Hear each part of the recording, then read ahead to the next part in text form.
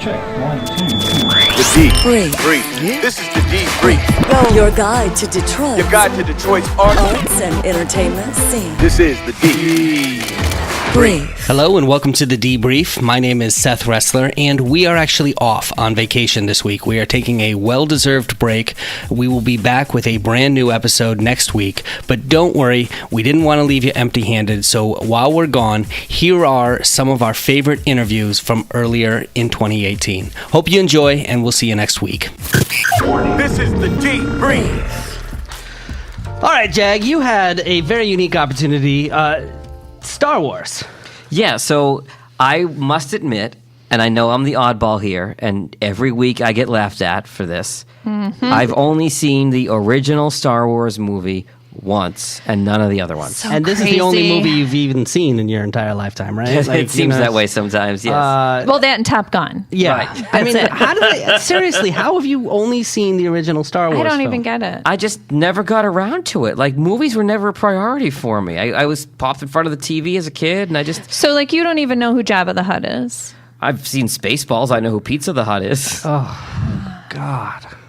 Jar Jar Binks? I know wait the a name. minute. All right, we're okay with him not knowing. You're better off not knowing who Jar Jar is. Yeah, see, there's good and bad. Because it's such a big pop culture thing, I know the basics. So I know, okay, Han Solo and Darth Vader and all the Luke Skywalker. I get all that. Right. But I'm not super into it like many people are. Are you? Okay. Yeah, I love it. I mean, I have two boys, too. Oh, so they're all about it? Your boys are how old? They're 17 and 15. But I think when my son Joe was 5, he had a Star Wars themed birthday party. I mean, they had all the action figures. We've seen all the movies, like, right when they come out. Yeah. So there's this big exhibit that's going on, right? Yep, it's called Star Wars and the Power of Costume. It opened May 20th, and it's open through September 30th at the DIA. Elliot Wilhelm is the curator of film at the Detroit Institute of Arts, and I sat down with him, and this is one of those interviews where I said, tell me about the exhibit, and just let him talk, because it was unbelievable, the knowledge he had and how he explained everything. It's really an exhibition about the responsibilities of and the power of creation. Just as making a movie takes so many different hands and so many different ideas and collaborators, we are focusing on one single aspect of that movie-making process. And it's one that doesn't get looked into a lot, but when you look at the Star Wars films and you see how characters pop off the screen and get sort of embedded into our DNA from 1977, when I saw the first one at a theater on Greenfield Road in Southfield, the old Americana Theater. I remember being there the first day and hearing the audience excitement and hearing the audience understand the story as it went along, even though there were strange names and strange places and it was a galaxy far, far away. People knew exactly who to root for and what was going on. And ever since then, I've been kind of puzzled by, intrigued by, and a semi-student of the way that people connect with movies almost immediately.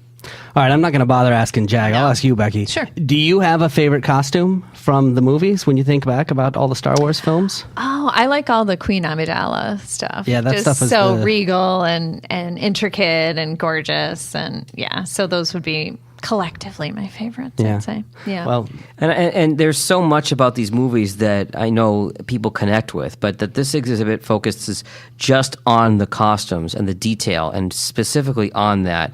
I asked Elliot about that. These costumes will, for Star Wars fans, immediately strike them in the solar plexus when they walk into the exhibition. The very first thing they're going to see when they get to the entrance are the robes that Alec Guinness wore in the first film as Obi-Wan Kenobi. And to actually see them and to realize that you're in the presence of this costume that you have encountered so many times in your life as you've watched the story unfold is remarkable. And to Obi-Wan's right is Queen Amidala, who was played by Natalie Portman in the films, wearing a magnificent regal outfit from the prequels. And it will provide Star Wars fans, I think, with a new appreciation of all of the visual inventiveness and craftsmanship that went into the prequels. We don't often think of the prequels necessarily as being the pinnacle of the Star Wars saga, but what you realize as you watch it is that George Lucas was looking for a completely different feel for those three films. So, guys, I actually saw this. I got to be one of the first to see this at the industry preview. You get all the cool passes, by the way. Who do you know that... Because I'm in the tour business. So, of course, they want us to bring our people on tours there. I just thought you charmed your way in. Right. Well, sometimes they do that, too. But this one, I did get an official ticket. But so what he's talking about, it's stunning. It's hard for me to describe to you guys, but you walk in these rooms, and it's very dramatic. Dark, and then each costume is lit up on a mannequin, and then to really think like these are the originals, this is what the actors were wearing. And I think being in Detroit, we're not kind of used to that. Maybe if you live in LA, you're around sort of movie type stuff all the time, but being here, it's more cars are our industry, so to go in there and see that, you just felt like you were part of something, really behind the scenes. The one I want to know about, yeah, Princess Leia's gold bikini. It's there. It's there? It's there. And they have this very reclining mannequin and the chain. See, even I know about the gold bikini. Yeah, I was going to say, you missed out on so many adolescent fantasies by not watching these movies. Well, but see, I got to step in here because this bikini is so microscopic. So when you see this in person, you realize, damn, she had to wear this. I mean, it's practically like being naked. And, for an actress, she expressed that she was pretty uncomfortable with that. Right. Plus, it also was not only a tiny and a sexualized version of her, which you had never seen in the movie before. Before, she had the white gown and very, pure. So not only was she very exposed, but she was chained up. She was a captive. So it has a lot of messages about how, women are portrayed in cinema and stuff like that. And I guess with the original Smithsonian signage, it had a phrase on there like Princess Leia discovers her femininity or something like that. And so when it came to the DIA people were like, we are not saying that on our signage. That is completely inappropriate and strange. So they changed it, and they actually explained what I'm just explaining now about, So what does it say now? When Princess Leia discovered her... No, it doesn't say it. It's talking about how she was uncomfortable and how this was a sexual fantasy, but it's a whole different way of looking at things. And when you see it in person, I'm like, damn. I think Me Too just ruined my childhood. I think it's what just happened. Well, you know what? Enlighten yourselves, fellas. Let's move on. So I asked Elliot about some of the specific costumes and characters, and one of the first things he mentioned to me was R2-D2 and how it went from concept to reality and how you can see that. And I thought this was really interesting. R2 is in our exhibition, and he's the R2 from the original 1977 Star Wars film, A New Hope. And you can see R2-D2 up close. You can see the little holes where Kenny Baker put his feet. What you also see on the wall, very importantly, are a couple of concept drawings of what R2-D2 started as. And the first drawing you see is a small cylindrical droid with a great big ball bearing at the bottom, because R2 was going to be able to roll and move in any direction he chose. Problem was, in 1976, when they were preparing the film, they realized that they could not convincingly do this in terms of technology. So they went with another concept, and you can see the concept drawings and blueprints for the original R2 there. But what you also see, one of the three droids in the show, is BB-8, who came on the scene with The Force Awakens. He was the original concept for R2, but movie technology has now reached the point where BB-8 could be created convincingly. There's a little kid at the Denver installation who was looking at the drawings on the wall. A kid took a look at the early R2 and the finished R2, and he said, that's how they did it. That's where he came from.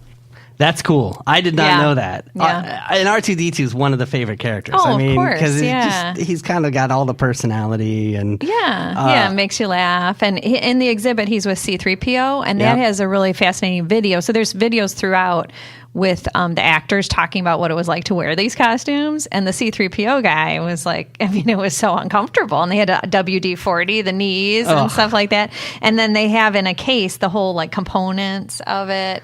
It's really cool. It's not just the costumes. And then there's a bunch of drawings for the concepts. Because when you think about it, when they did this, what was it? 1979 was A New Hope, the first film? 77? Yes, yeah. Okay, 77. They were putting it together in 76, and it came out in 77. So it was early on. You're not talking about a lot of CGI like the later films. No, you know, it was and- all wired into the costumes. And they have a whole nother thing about how they got Darth Vader dressed. It's like a dozen steps to put the thing on. What's interesting to me is, even though someone who's not a Star Wars buff, is how forward-thinking they were 40 plus years ago, where So they true. had ideas of how to make this stuff that the technology didn't catch up to until 20, 30 years Yeah. later. That's cool to kind of hear the whole process put together. Wow, that's amazing. One of the other things we talked about, there were so many characters he wanted to talk about. We only have time for a couple of them, but thought it was really interesting, and Beck, you can talk about this after, how they presented Yoda. In the exhibition, and it's the close of the exhibition. But Yoda is a character that is, I think, in the other installations that I've seen of this exhibition, was never given his due, because Yoda is a fairly small character physically. And space was saved in some of the other installations by giving Yoda less room. I felt that Yoda is a huge character. He's a spiritual powerhouse. He's sort of the spine of the entire Star Wars saga. So we wanted to make sure that Yoda, and it's the original Yoda from The Empire Strikes Back, who's on display here, was housed and lit and displayed in a room that did him justice. So some of his quotations come and go on the wall as you're spending time with him, but we wanted it to be a space where people could contemplate what he had to say. He's 900 years old. We wanted to make sure he had enough room to relax comfortably, but also a space where a lot of people could gather and were able to look back on the exhibition that they just saw, rather than, hey, there's one last little thing that you need to see before going out to the gift shop. We wanted to make sure Yoda had a space that he deserved. And that little touch that we were able to bring that off, I'm really, really excited about. One of my favorite Yoda bits of wisdom is do or do not. There is no try. They have that up on the wall. My coworkers may not like me using that quite as often as I do. You're about the same height as Yoda, though. You can kind of walk around. Oh, You're about yeah. the same height, Yeah, yes. you have a lot in common. Yes, Yeah. he's a little more spry than I am. Do you know one of the little tidbits you find out there is his face was partially modeled off of Albert Einstein's face. Really? Yeah, the look of it. Oh, So that's it's amazing. cool. So you saw the Yoda in person, Becky? Yeah, I don't think I had quite as a spiritual experience as Elliot kind of describes it as, but it was pretty cool. But it was neat to just, I'm serious, guys, like just to, every time I had to keep reminding myself, this is the real one that was in the movie. And I don't know why, but that's just what made me so excited. In the flesh, so to speak. Yeah. Yeah. And I don't know if he talks about the audio guides in our interview, but those, I just have to get a shout out to those, because sometimes at museums I don't even listen to those and they seem kind of lame. But the audio guide that they prepared for this is excellent. And there's a multimedia tour. There's an adult version and there's a kid version. And the kid too. version is all, I listened to that too. You went back and listened to both of them. I did, just to get a feel for it. And it's saying you're on a Jedi quest. So it's a whole game about, as a kid, you're training to be a Jedi. Oh, nice. So it's just really well done, the audio guides. I highly recommend. And they come free with your ticket. One of the final things that we talked about was this partnership between the Smithsonian and Lucas, and it's a national exhibit, and it happens to be coming here as the new Star Wars movie is about to come out, so the timing was kind of fortuitous there, but kind of how this thing came together, and it's really a big deal. Lucas does a lot of things, and they do a lot of things very well. But because their new Museum of Narrative Art was not completely in place, at this point, they understood that the Smithsonian Institution had such experience in handling, carefully handling and sensitively handling traveling art exhibitions of all kinds, that a partnership between them would make absolute sense. And they've been wonderful. The Smithsonian folks sent some people to help us with the install. Our crew was magnificent. They're always great at their jobs, but they love the Star Wars characters, and they were happy to be near them and to make sure that the public was going to be seeing them beautifully. But the Smithsonian people have been familiar with these characters for a couple of years as they've toured through the United States. They know their little likes and dislikes. We didn't have to have fresh fruit for Chewbacca, waiting for him backstage, or Perrier at exactly 38 degrees, or any of those things, but they are fussy. Chewie's yak hair is delicate, and we want to make sure that it's treated with respect. So the two of those organizations, together with the museums that have exhibited this, I think do justice to the costumes and to the story that's being told, the larger story that's being told about creativity. And you can touch that yak hair. Not on the actual Chewy, but they have a little sample of it. Like a little patch of it? Yeah, so they have a patch of it. And they have a little button where you can make him do his noise. And that thing, exactly, that thing is giant. So it's super cool to see. The only impression I do right there, you just heard. Well, hey, if you're going to do one, at least it was awesome. Thank you. So Star Wars and the Power of Costume, and even for me who's not a Star Wars buff, I'm excited to go see this. It's at the DIA through September 30th, and he had so much to say. I sat down with him for almost half an hour. The full interview, you can get it in our free app, The Debrief, or on our website, thedebriefdetroit.com. This is the deep. This is the debrief. This is the debrief. All right, guys, I am really excited about this. This was a cool moment that I had a couple of weeks ago. And I think unexpectedly so, right? Unexpectedly so. So I drove out to Shelby Township, and I met with a woman who is the author of the international bestseller called The Marsh King's Daughter. And this book is set in the UP, which I have not been to. Have you guys been to the UP?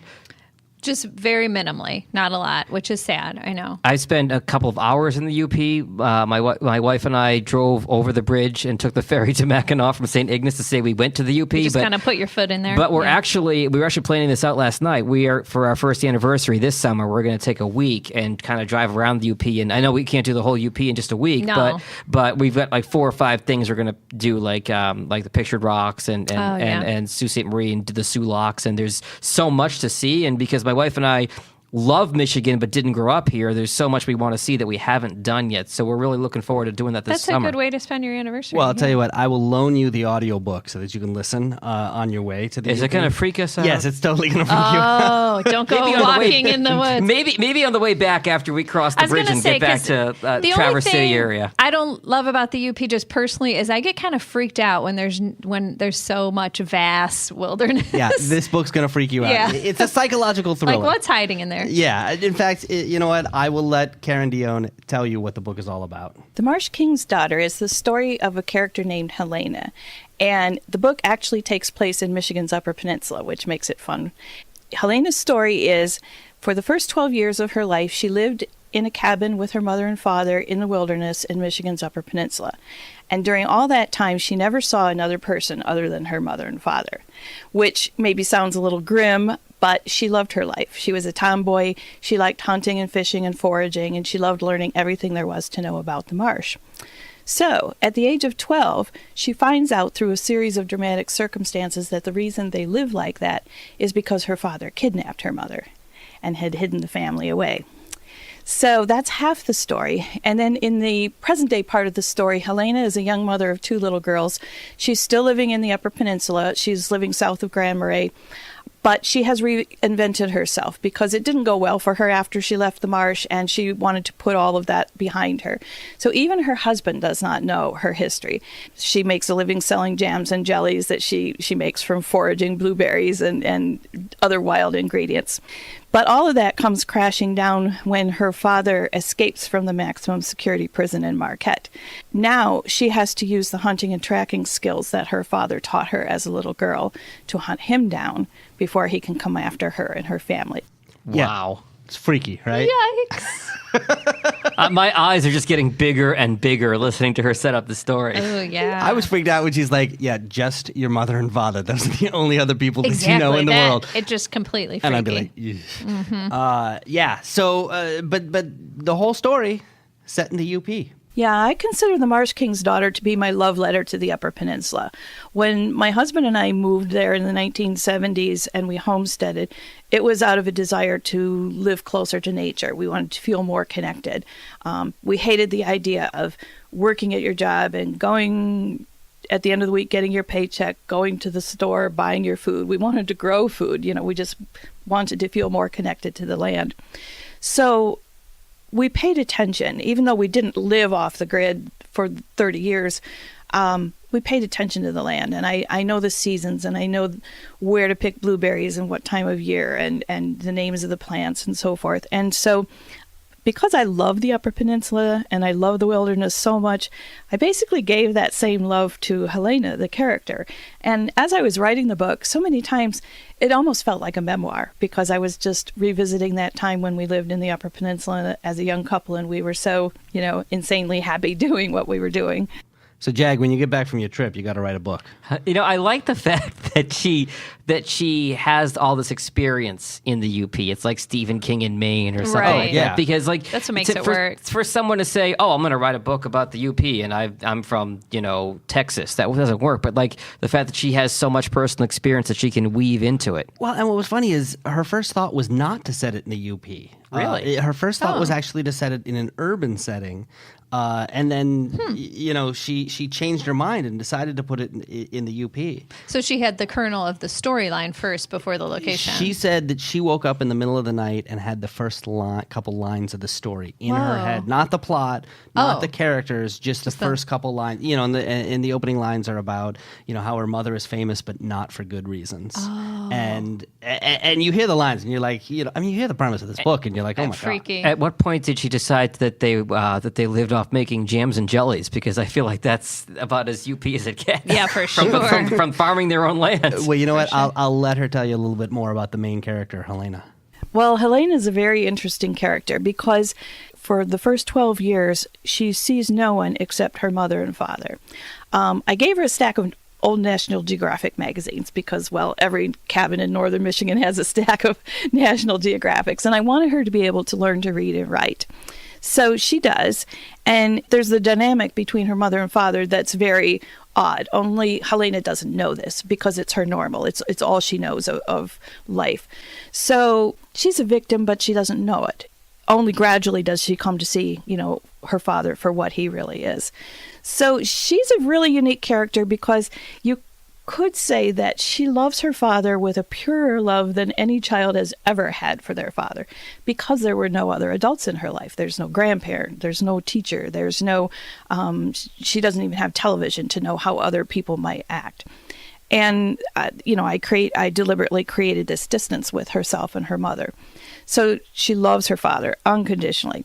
Then when she leaves the marsh and things don't go well for her, because if you think about it, if your whole education comes from the National Geographic magazines that are 50 years old, your education is going to be a little lacking. So she hates her father when she leaves the marsh, not so much for what he did to her mother, but for all the things about the outside world that he should have taught her that she doesn't know. She doesn't know anything about technology and social norms and pop culture. She doesn't even know a ball bounces. She's seen pictures of balls in the National Geographic, so she knows what it's called, but she doesn't know how it acts. Eek. Not even So knowing weird. about a ball bouncing as a sports fan, that just blows my mind. But that just opens up so much material to work through in this book. I will say this. I have seen some balls in the National Geographic that don't bounce. There's some stuff I learned at 12 years old from National Geographic that I probably wouldn't have learned otherwise. That's a good point. Yeah. So here's the cool thing about this book, though. Here's the cool thing about this story. Oh, we are getting worse and worse. This sweet lady who has written this amazing book, and I know. you're going Don't there. I know. Don't taint it. Jeez. Here's the cool thing about Karen is that she's been writing a long time. She and her husband, nearing retirement. This is not her first book. This is not her first book. Most of the other stuff that she's written and has been published has been sort of in a Michael Crichton vein. This is a little bit different vein for her, the psychological thriller type stuff. And she's had some modest success with the other stuff. Okay. She wrote this book and it took off last year. I mean, She just started sending it. Oh my God, this has been named one of the best books of 2017 by iBooks, Hudson Booksellers, Powell's Books, the South Florida Sun Sentinel, the Milwaukee Journal Sentinel, the Irish Independent, Library Journal Self-Awareness book page. Unreal. It was a Michigan notable book. It's the winner of Suspense Magazine's Crimson Scribe Award, and on and on. And not just critics. I mean, it's not just the New York Times that loved it and everybody else. It's people that have read it. It's selling like crazy. Did she have a viral moment that set this whole thing off? Well, here's what I asked her when I asked her what the experience was like. In the industry, it's what's called my breakout book. So I have 3 other novels published. This is my 4th published novel, but it's the first in hardcover, and it's the first that's received the attention that it's gotten. My other novels were science-based thrillers similar to what Michael Crichton writes, and they had modest success, but nobody's going to recognize my name based on those novels. The Marsh King's Daughter is considered psychological suspense.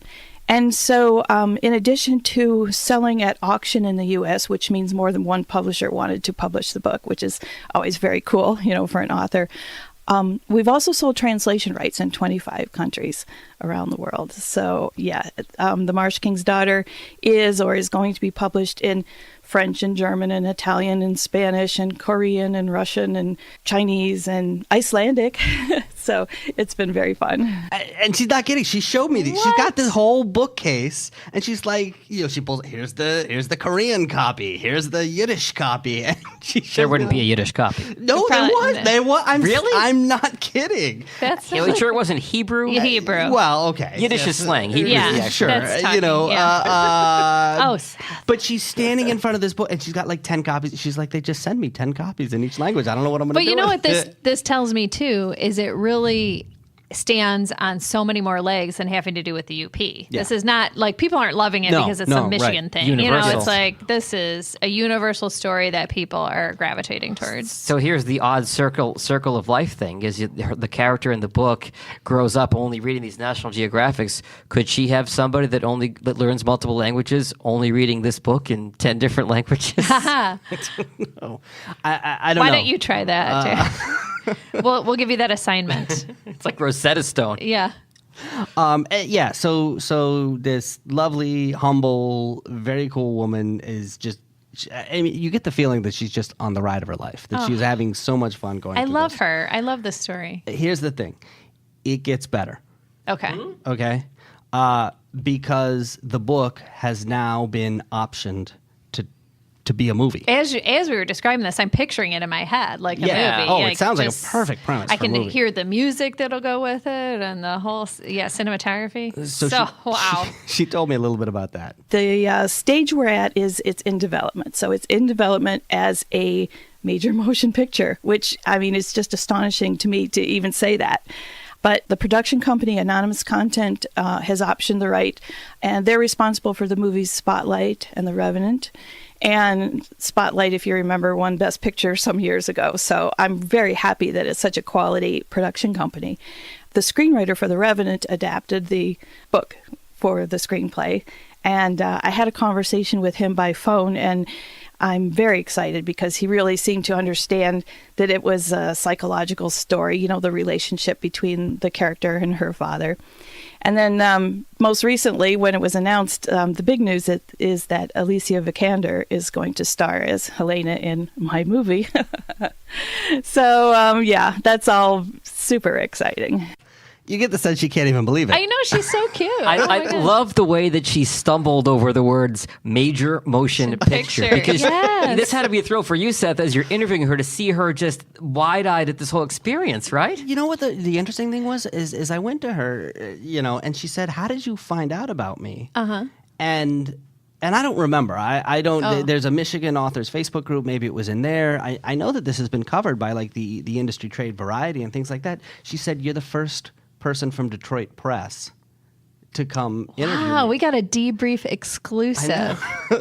We're breaking something. And this isn't like that CNN breaking news. It's up 24/7. Right, This is actual breaking news. This is actual breaking news. We're Detroit Press. That's awesome. That part is breaking news.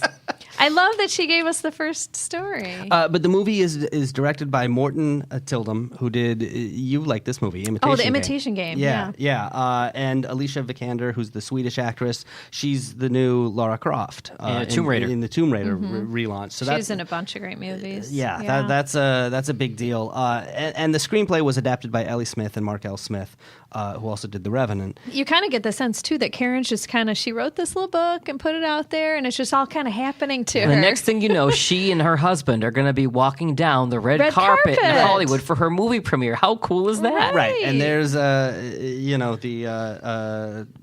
the interview. Who does all the Melissa Joan Hart. Melissa Rivers. Yes. Melissa Rivers. That's who it Melissa is. Rivers. Joan Rivers would be her mom. Yes. Melissa Joan Hart would be Clarissa Explains It All.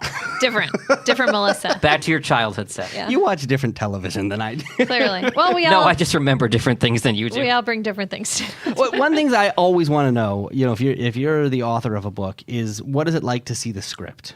When somebody else takes your work. Yeah, did great they question, change yeah. it? And- Yeah. So I asked her. The screenplay was leaked, I guess. I don't know. It showed up in a Google alert. And it's when I first read it, I thought, whoa, that's different. Oh, that's changed. That's different.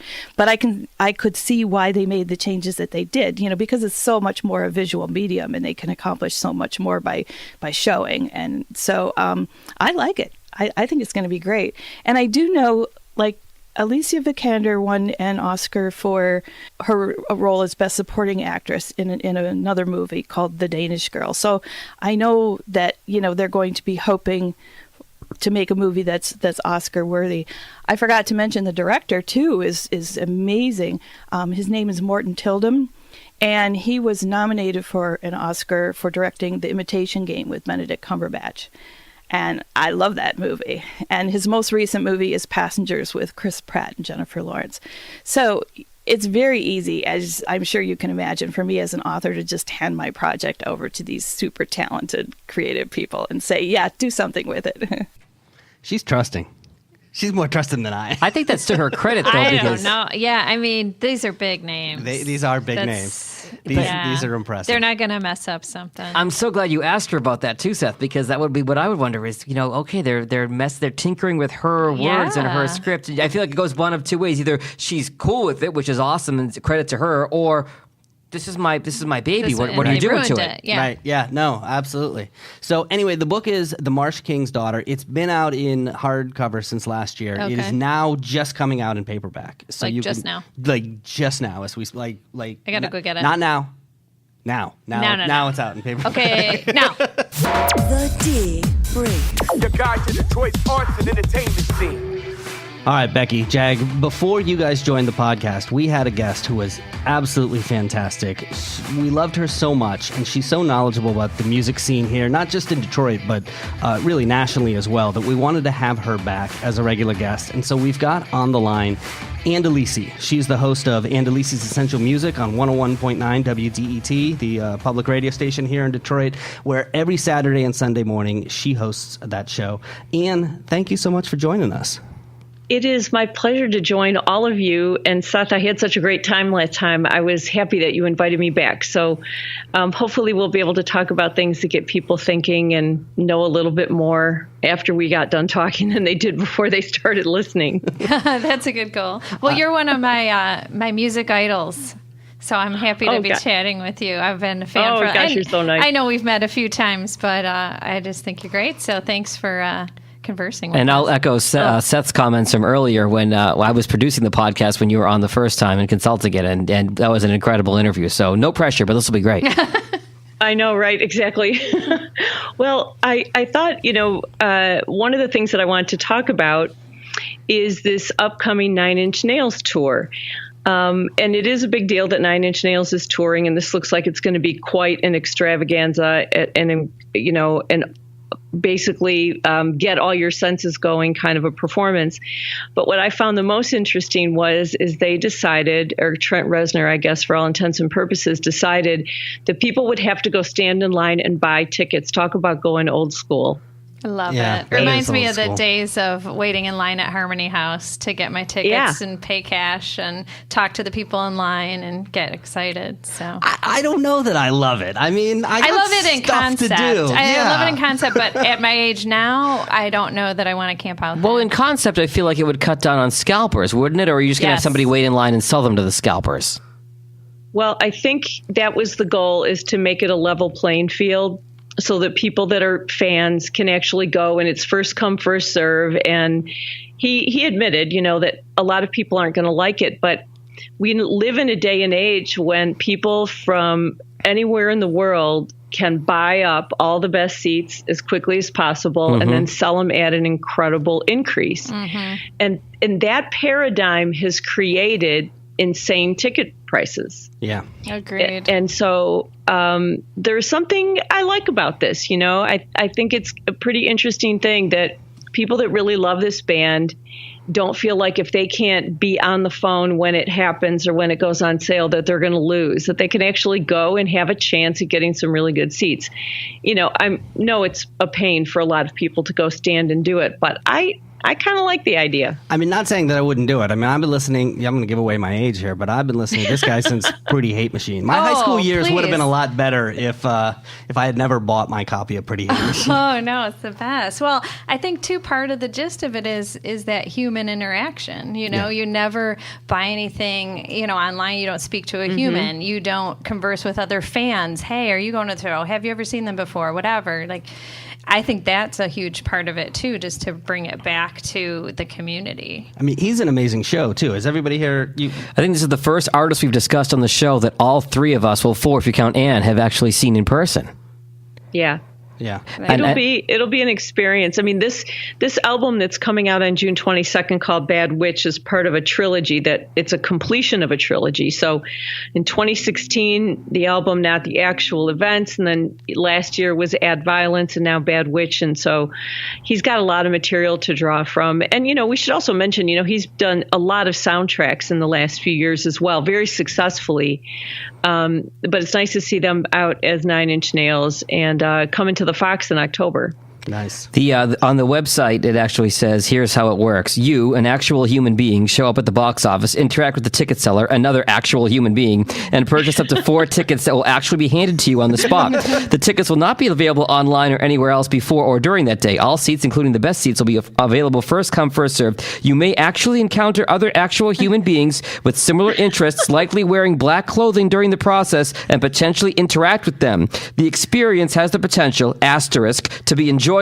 9 Inch Nails has always been about bringing people together, living to the fullest, and good times. So that was that. They have a disclaimer that you have to deal with other people on the website. Yes. Which is weird. When I think of 9 Inch Nails, I don't necessarily think of people coming together. Shiny, happy people. But this is a trend that we're seeing. I mean, we saw this at the Jack White concert, too, right? Where they wouldn't let you bring No cell phones. Yeah.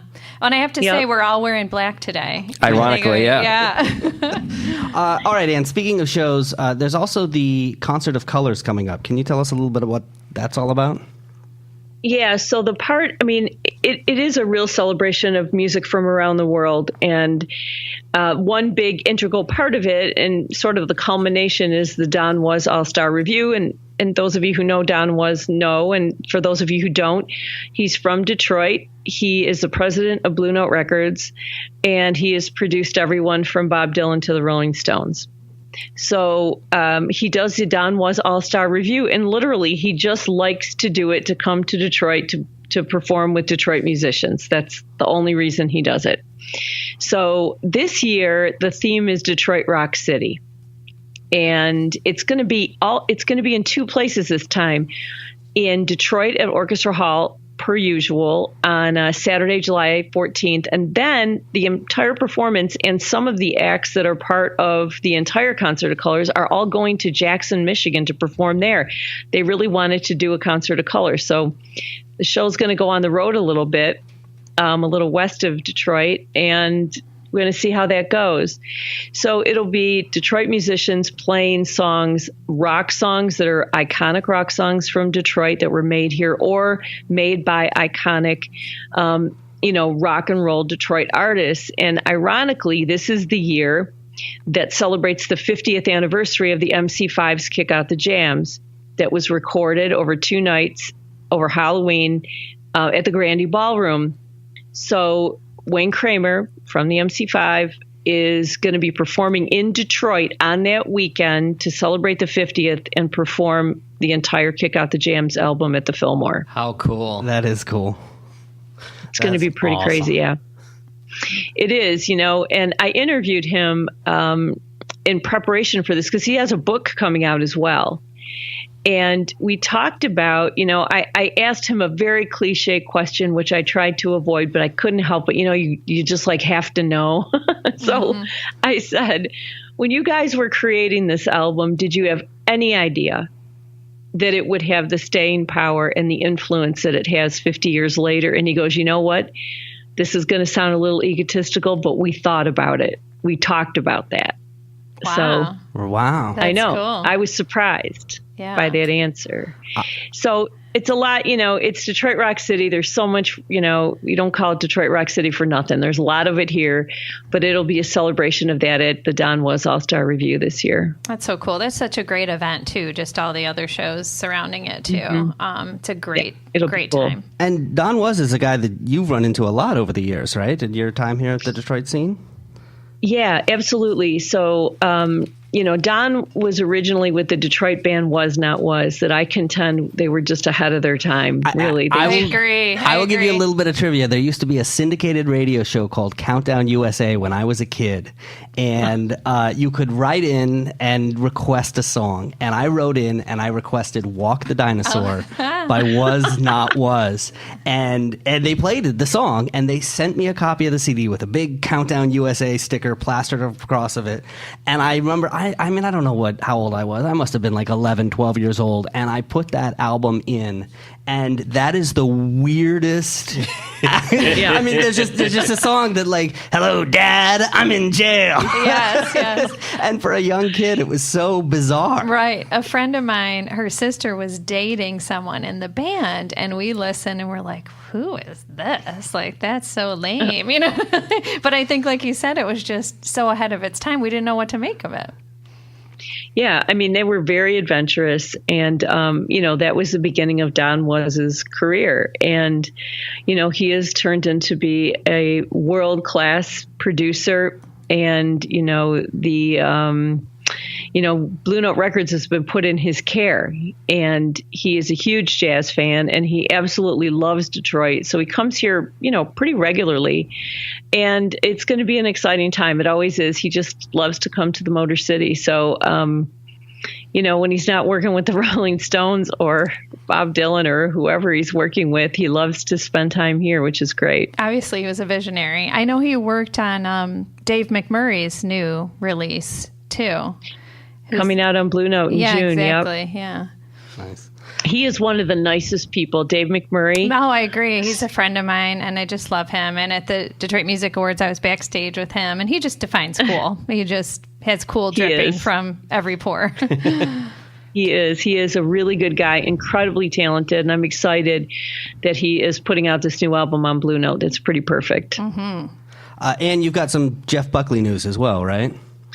Yeah, so those of you who are Jeff Buckley fans, not everybody is going to know who Jeff Buckley was, but he still, decades after he died, has this rabid following. And he really technically only made one album. And the night before he was going to do his second album, he jumped into sort of this piece of water that was an offshoot of the Mississippi River, and he drowned. And he was singing Whole Lotta Love when he jumped in the water. He was a huge Led Zeppelin fan. And there is this huge mystique. At one point, there were 3 people trying to make a movie about him. Brad Pitt is a huge fan of his. And he has this unbelievably haunting voice, and his entire history and his story is riveting. Well, his tour manager, Dave Lowry, is putting out a book. And he's going to be coming to town. The book is going to be called Hallelujah to the Last Goodbye. It's a detailed account of Jeff Buckley's rise to success and how everything, there's a huge bidding war for him, too, when he finally got signed. And so this was his artist and tour manager, and is going to tell a lot of these stories about Jeff Buckley. There's going to be some sort of interactive part of it, but it is coming to St. Andrews Hall on June 30th. And for those of you who are huge Jeff Buckley fans, this is going to be a rare insight into somebody who spent a lot of time with him. So I'm excited about it myself. That sounds fascinating. When is the visit going to be? It's going to be June 30th. It's a Saturday out at St. Andrews Hall. It's going to be early, I guess, doors at 7 or something like that. And it is going to be, people in the audience are going to be able to ask questions about Jeff Buckley for sure.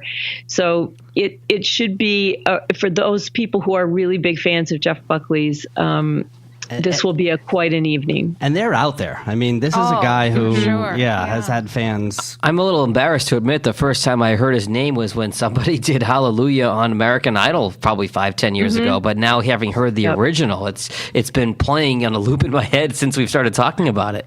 Yeah, I mean, haunting is the best. Yeah. Like you said, haunting is a good description of his voice. All right, Ann, one other thing that we've got to ask you about. The last time we had you on the show, you were talking about this band that you were just in love with called War and Treaty. And you said that they were on the verge of getting signed, and there were some things, if I remember correctly, that you couldn't even tell us yet. You were kind of in the know, and you're like, I can't talk about that. Yeah. So what's going on with now the band? she can tell us about it. Yay. Now I can tell you. So they got signed. They had a number of offers. They got signed to 30 Tigers. And, they're playing every festival now. They're playing Coachella and Bonnaroo, and they're touring like crazy. But they love Detroit, and they're coming back at Otis Supply on Saturday, June 2nd and Sunday, June 3rd. The Sunday, June 3rd show, by the way, is like doors at 6. The show starts at 7. But what they want to do is record both of those nights. Like Michael Trotter, the singer from the War and Treaty, he said, you've seen like James Brown live at the Apollo. That's what I'm thinking. So it'll be off the chain. I mean, they are going to really do this up. Oh, yeah. That's so and as a matter of fact, WDET is doing a promotion with them, have Sunday dinner with the War and Treaty. So all you have to do is go to WDET's Instagram page, find the War and Treaty, like it, and tag a friend. And they're going to be doing Sunday dinner before they perform that night. But they really are unbelievable. And their stars are just starting to rise. This husband and wife couple sounds like literally a match made in heaven. That's what they sound like, that they were meant to sing together. It's amazing. Oh, that's awesome. So Incredible. Cool. Well, speaking of WDET, that's where people can find you. You host Ann Delisi's Essential Music on 101.9 WDET. It's every Saturday and Sunday morning at 11 o'clock. And if you are a music fan, check out this show. I got to tell you, your Martin Luther King show that you did was amazing. Oh. Yeah, I was really into that. You are so nice. So she went through all the songs that and the I heard that references, too. and it was amazing. So still one of my favorite shows you did is after Prince passed away. It's just oh my gosh. So this is the show for music fans. 11 o'clock Saturday and Sunday mornings, WDET. And Delisi, thanks so much for checking in. Thanks, you guys. Thank you so much for inviting me.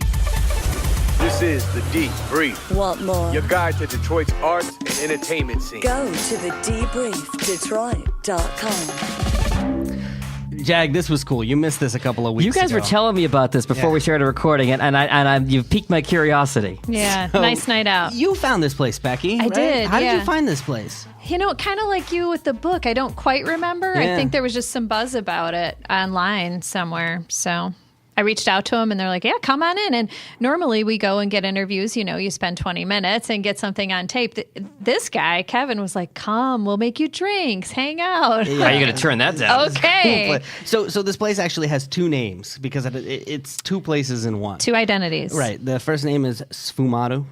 And the second name is Castalia, right? So Sfumato is a perfume shop, right? You go in, you get cologne, you get perfume. It was all unisex, right? It was not. Yes, yeah. Right. So they have 8 signature scents and some other products, and then at night.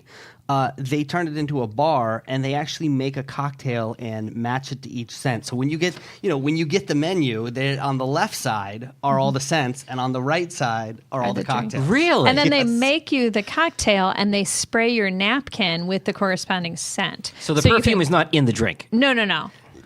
No, definitely not. But you can kind of smell and taste back and forth. Here, let's have Kevin Peterson. It's a husband and wife who run it. Okay. Kevin Peterson and Jane Larson. Let's have Kevin explain the concept behind the store and the bar. So we started as a scent company. We're very intrigued by how natural ingredients combine to create subtle and complex scents. And my background is in the culinary world, so a lot of our scents are inspired by culinary combinations. Different herbs, different spices. So now bringing those scents, translating them into the cocktail world is a very natural fit because a lot of the flavor idea is already in the scents. So we take a scent, say like our Gravitas scent, It's based around coriander, cardamom, and nutmeg. And we turn that into an old-fashioned. So we take whiskey, we infuse it with coriander, cardamom, nutmeg, and use that to create a cocktail, which then pairs to our gravitas scent. That's actually the one I had.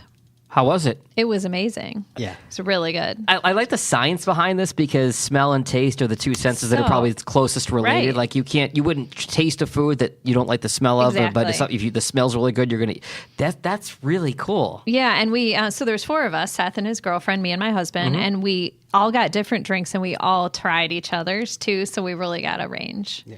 I'll give you an example of a pairing. Here's Kevin again. I think one of my favorite pairings on the menu is our Arcanum scent. So the scent is very tobacco forward, very heavy, very dark, kind of smoking a pipe in the library with the fireplace. And I wanted to capture that in a drink, so I knew it was going to be kind of a spirit forward, like boozy sipping drink. But I also knew that putting tobacco in the drink was a bad idea, because if you do a tincture of tobacco, you pull a lot of nicotine out, actually a lot more than you would even just smoking a cigar or smoking a cigarette. So rather than give people nicotine poisoning, I wanted to build that aspect of tobacco through other ingredients. So I tried to break down the essence of tobacco into its constituents and say, okay, there's kind of a dried fruit note. Okay, I'll turn that into a fig infusion. There's kind of a heavy sweetness to it. Okay, that can become the molasses and the blackstrap rum. There's a smoky aspect. Okay, that's a smoky scotch. And through building up all of these notes that surround tobacco without actually using tobacco, I think there's this really nice harmony that's formed where you get the tobacco scent, and then the drink is all of these notes around tobacco, and really putting the two together is what gives you the complete picture of what the pairing is meant to evoke. Kids, here's a pro tip. Don't drink your tobacco. No, When smoke he's it. saying that, I'm like, okay. Yeah, better off smoking. I love to hear mixologists talk Oh, about it's how like they poetry. And I'll be honest, I don't understand half the stuff. No. The But I science is think- fascinating. Well, what Seth and I were like, had no idea what we were getting into. I mean, we knew it'd be cool, but he was so passionate. It was like the Bill Nye Yeah. of cocktails and scents, and just came through, and we were like, just in awe. I feel like he's mixing in all these different chemicals, and he's accidentally going to find the cure to cancer. Yeah, he might. That's possible. He's just all this, chemistry and stuff going on, and He knows his stuff. You want to hear about another pairing? Absolutely. Another pairing that I really like is the Iceman Cometh. So the fragrance is apricity, and the word apricity means when the sun warms something on a cold day. So the scent has a lot of cold notes, things like basil, clary sage, that have kind of almost a menthol feel or a cold feel to them, and then a few warmer scents on top, like galangal, which is this Asian ginger. And I didn't want to necessarily do a direct translation and say, okay, these are the notes in the scent, these are going to be the notes in the drink. Instead, I wanted to approach that more metaphorically and say, what are the cold notes in the cocktail world? So some more menthol ingredients. Genepi, Fernet have that menthol bite. Akavit doesn't have that menthol bite, but it's a Scandinavian liquor, so it's drank by cold people, so that seems fitting.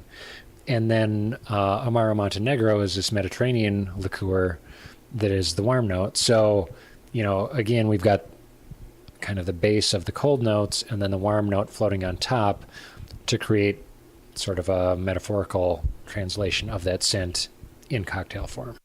Okay, so Did you catch all that? Write that down. is there going to be a quiz on this? This is your homework. Because I know. So since I've moved in with my wife, and Yes. she's taught me how to cook some things because she gets home later than I do, so I try to have dinner ready and everything. She's told me about these things we have in our pantry.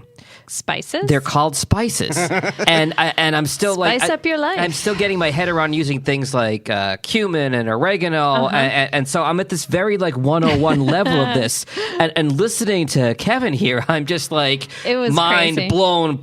Yeah, it was pretty amazing. Yes. And look, the space itself. Oh, gorgeous. No, you can go on our Instagram, the debrief on Instagram. You took a bunch of pictures. Yes, I took a bunch of and pictures. you can really get the visuals. So go look at our Instagram. And this place is on 2nd Avenue over in Midtown. It's like a couple blocks down from Third Man Records. And that whole across alley. from Will Leather Goods. Right, and you go down steps. It's like an old house, like a right? speakeasy. It's or like no. It's it's this old Victorian, and it was the basement, but they had to dig farther in. So the original stones are there, like sticking out. They didn't place anything; they just sort of used the stones that were there. I'm still just blown away by the chemistry here, because as we're listening back to what he said, like, I'm looking at Becky with this "Are you kidding me?" look on my I face, know. and she's nodding at me like, "I know, right? I know, right?" Yeah, right. And as we're drinking, we're like, "Oh yeah, this makes a lot of sense." But we had our drinks going. So Did you understand it better after you had the drinks? I think so, Okay. because as he's describing it, and then you taste it, it You're is like, dead oh, yeah, on. You're yeah, like, yeah, it's definitely in the ice. Yeah, I mean, you it wouldn't really have was. known the cardamom was in there until he explained it. Yeah, it's feasting. So here's Kevin's wife, Jane, talking about the physical layout of the space. So in designing a space that's both a perfumery and a cocktail bar, it was important to be able to have things that are convertible. So as you see in the space here, we have a lot of tables that come out from the wall, benches that come out from the wall, making sure that it can be both things at once. And in that way, it's kind of a surprise as well. The packaging mirrors that in a way, because it has sort of this origami unfolding. And when a perfume is sprayed, they call it the unfolding. So we wanted to have an elaborate unfolding for the packaging. It's kind of fitting that the space also ended up having sort of this elaborate unfolding into a cocktail bar.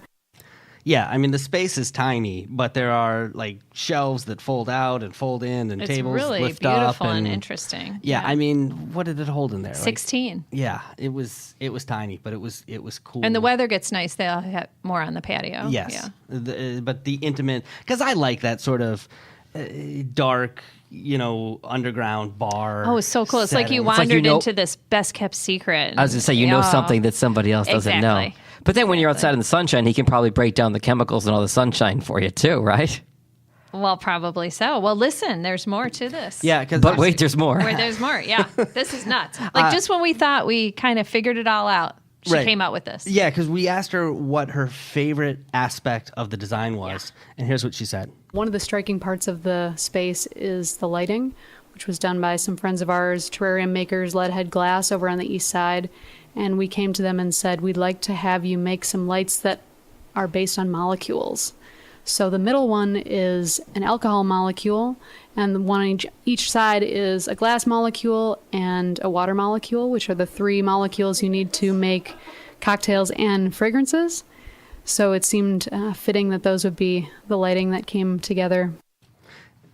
Do they have PhDs? Are they hanging on the walls? Because I do not feel They're smart right now. Incredible. Yeah, what they worked for they were like engineers working for the automotive Well, companies? she's Was a that it? designer. Okay. She does a lot of web stuff. Yep. Redesigning websites and such. And he's an engineer, but he just quit to do this full time. And then you look up at the lights, and you could you can see totally what they're see. talking. I Yeah. mean, you wouldn't know the significance No. until somebody explained it. You need Just sort like of the drinks. Cliff notes. Yeah. Right. Yeah, So but- it's all part of the experience. And now you can feel like if someone comes in from out of town, like you want to take them there. Like this is super duper cool. And they said it's really the only place like this that they know of in the world, really. right. I've never heard of anything like this. Yeah. Yeah. No, nobody else is pairing, scents. Making with their cocktails. own of right, making each, their yeah. own. Yes. So the last thing that we asked them about was the names. Sfumato and Castalia. What do they mean? Yeah, and Kevin explained it to us. The word sfumato means to turn to smoke or to turn to vapor. So that's the same root word from which perfume comes. For us, I mean, there's the obvious tie-in that you spray a scent on your wrist or on your skin and it turns into vapor and then you smell it. But there's also the tie-in that the word sfumato refers to a painting technique that Da Vinci and other Renaissance masters liked, where you would paint the foreground very sharp and the background more hazy.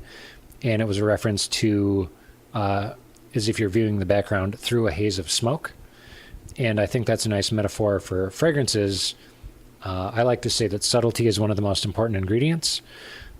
Not everyone agrees with that, as anyone who's been in an elevator with someone fragrant can attest to. But yes, that's my personal feeling on scent. And then the name of our cocktail concept is Castalia. Castalia is a fountain from Greek mythology, and when poets and artists would drink from that fountain, they would be inspired to create their masterpieces. So that seems like a fitting name for a bar where you'll drink inspiring cocktails. There aren't that many bars that when I walk out, I feel smarter than when I walked in. Right. But this was one. I'm not sure if I feel smarter or dumber because there's so much information here that I'm just like, I can't keep up. You got to study before you go. Well, I definitely came away with this is a thoughtful place. They're all in on this. Everything has been thought about and very thoughtfully curated and lovingly taken care of. I want to check this place out. I'm jealous of you guys. This will be like my next date night. Guests in their home, Yeah, you know. it's a cool experience. Yeah. Well, look, again, the place is called Sfumato or Castalia, depending on what time you go. Yep. And it's over at 3980 2nd Avenue in Midtown. It's just open because we were there just a couple days after, so it's been a couple weeks. Yeah, a couple weeks. It opened in March, yeah. The D Brief. Your guide to Detroit's arts and entertainment scene.